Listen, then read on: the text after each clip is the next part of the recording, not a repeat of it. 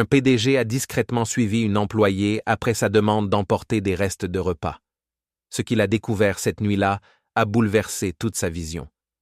Alain Mercier avait lu des centaines, peut-être des milliers de demandes internes depuis qu'il avait fondé sa société. La plupart étaient banales, ajustement d'horaires, demandes de congés, éclaircissements sur des primes. Mais ce soir-là, alors qu'il restait seul dans son bureau, bien après le départ du dernier membre de l'équipe dirigeante, un message attira son attention. Il était simple, trop simple. Serait-il possible d'emporter les repas restants après mon service? Alain fronça les sourcils. La demande provenait d'une certaine Claire Denoy, commis de cuisine employée depuis un peu plus d'1 an. Pas de dossier disciplinaire, pas d'absence injustifiée. Toujours à l'heure. Toujours l'une des dernières à partir. Ce n'était pas le genre de message que les employés envoyaient officiellement. Habituellement, ils demandaient à un collègue ou se servaient discrètement si quelque chose restait. Alors pourquoi cette demande si formelle, presque timide? Il ouvrit son dossier. 24 ans. Célibataire. Aucun contact d'urgence. Pas de numéro secondaire. C'était inhabituel. Il s'adossa dans son fauteuil. Peut-être qu'elle cherchait simplement à économiser. Peut-être n'aimait-elle pas le gaspillage. Mais au fond, il savait que ce n'était pas ça. Il y avait une forme de pudeur dans cette demande, une retenue qui trahissait un besoin plus profond. Et pour la première fois depuis des années, Alain ressentit quelque chose qu'il avait oublié. La curiosité. Pas celle de l'entrepreneur, une curiosité humaine. Il regarda l'heure. 22h47. Claire terminait à 23h. Sans réfléchir, il enfila sa veste, éteignit son ordinateur et sortit par l'arrière du bâtiment. Il ne savait pas exactement ce qu'il cherchait, mais il savait qu'il allait le découvrir. La nuit était fraîche. Le parking presque vide. À travers la vitre de la cuisine, il aperçut Claire, nettoyant consciencieusement les plans de travail. Son visage luisait légèrement sous l'effet de la chaleur accumulée. Elle travaillait vite, avec méthode. Un manager passa et lui tendit un petit sac brun. Elle le prit, silencieuse, et le glissa sous son bras.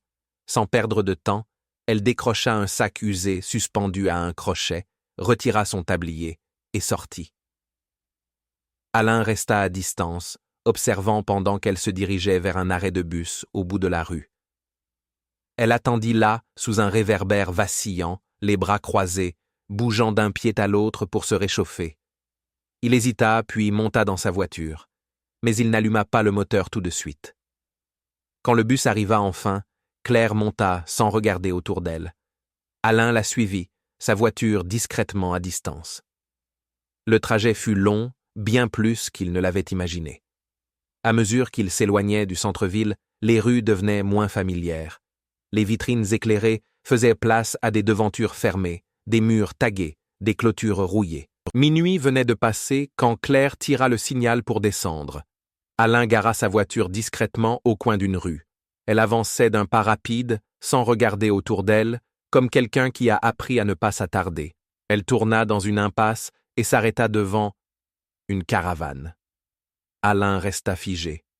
Ce n'était pas un studio, ni même une minuscule maison, juste une vieille caravane posée là entre 2 véhicules garés. Claire monta les 3 petites marches, ouvrit prudemment la porte et alluma la lumière. Il s'approcha légèrement pour mieux voir à travers les rideaux usés. L'intérieur était exigu. Il n'y avait presque rien. Une table, quelques chaises dépareillées, une étagère bancale. Puis 3 enfants surgirent dans son champ de vision. Ils se précipitèrent vers Claire, se jetèrent à son cou. Elle sourit, les étreignant comme si cette étreinte valait tous les repos du monde. Claire ne dit rien, mais son corps parlait pour elle. Une fatigue immense, masquée par un amour indestructible. Puis une femme âgée apparut lentement, fragile. Les épaules voûtées, les gestes lents. Claire l'aida à s'asseoir, lui murmura quelques mots, puis ouvrit le sac brun. Alain regarda.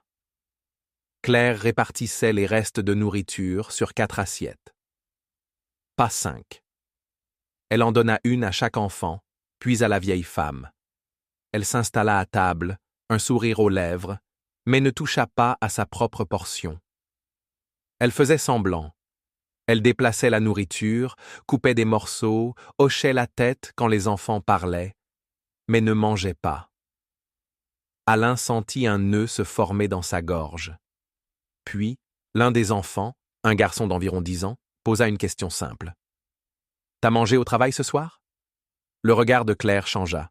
Une hésitation. Une infime pause. Puis elle répondit « Oui, un peu. » Le garçon sembla douter, mais il se contenta de hocher la tête. Alain détourna les yeux un instant.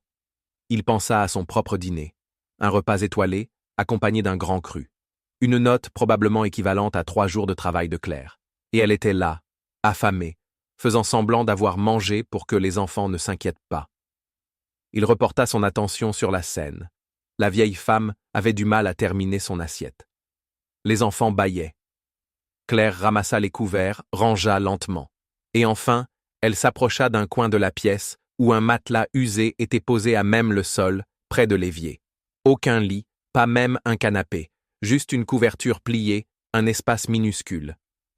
C'était là qu'elle dormait, après 16 heures de travail, après avoir nourri les autres. Assez, c'en était assez. Alain serra le volant jusqu'à en blanchir les jointures. Il pensait à tous les discours de l'entreprise sur la famille, sur la reconnaissance, sur le bien-être des employés. Il pensait à tout ce qu'il n'avait pas vu, à tout ce qu'il n'avait pas voulu voir. Il prit son téléphone, appela son directeur des ressources humaines. « Il est minuit passé. Tout va bien ?» demanda la voix endormie. « Non, » répondit Alain. « Rien ne va. On doit changer les choses demain matin, à la première heure. » Et il raccrocha. Ce n'était pas une conversation, c'était une décision. Le lendemain, à la première heure, tout changea. Les restes alimentaires furent systématiquement emballés et redistribués aux employés qui le souhaitaient. Un fonds d'urgence fut créé. Les salaires des postes les plus bas furent réévalués. Les situations de précarité identifiées et traitées avec respect et discrétion. Quant à Claire, elle reçut une lettre ce jour-là, une augmentation, suffisante pour quitter la caravane, pour offrir un vrai toit à sa famille, pour manger à sa faim, pour respirer, enfin. Et ce matin-là, elle n'eut pas à faire semblant d'aller bien. Alain était entré dans cette nuit-là en tant que PDG, il en était ressorti humain. Si cette histoire vous a touché, partagez-la et abonnez-vous pour d'autres récits inspirants. À bientôt pour une nouvelle histoire.